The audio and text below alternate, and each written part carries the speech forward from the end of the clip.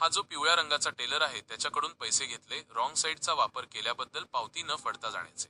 त्याच मार्गातून हे धंपरही चालतात, त्यांच्याकडेही पोलीस दुर्लक्ष करतात. जनतेच्या प्रति जिम्मेदारीशी कोणाला काही घेणे देणे राहिले नाही.